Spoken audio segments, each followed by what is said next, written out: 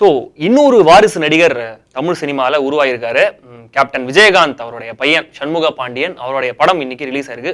ரொம்ப பார்த்து தன்னுடைய பையன் சண்முக பாண்டியனை விஜயகாந்த் வந்து ஒரு படத்தில் லான்ச் பண்ணியிருக்காரு. சகாப்தம் அப்படின்னு அந்த படத்துடைய ட்ரெய்லருக்கும் வந்து சோஷியல் மீடியாலாம் பெரிய ரெஸ்பான்ஸ் எல்லாம் கிடைச்சது. அந்த படத்துடைய செல்ஃபி ரிவ்யூவை தான் நம்ம இன்னைக்கு பார்க்க போகிறோம்.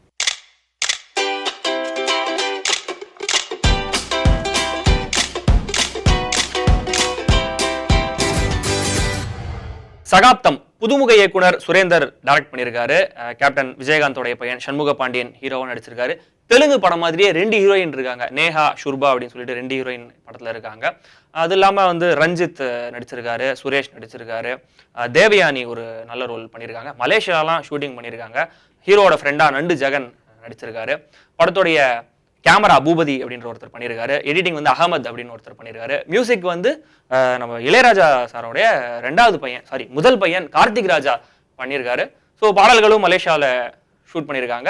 ஸோ அதனால என்ன சொல்ல வரேன்னா, நீங்க வந்து மறக்காம வந்து சப்ஸ்கிரைப் பண்ணுங்க, ஷேர், அப்புறம் வந்து இந்த கமெண்ட் சொல்லுங்க. ரிவ்யூ சொல்லவே இல்லையே. சொல்லுப்பா, படத்து கதை எப்படி? ஹீரோ சண்முக பாண்டிய ஆக்டிங் பச்சிடலாக் தமிழண்டா இந்தி பாட்டு மியூசிக்லாம் அப்ப ரொமான்ஸ் சீன் செமையா பண்ணிருப்பாரு. விஜயகாந்த் ராமே படத்துல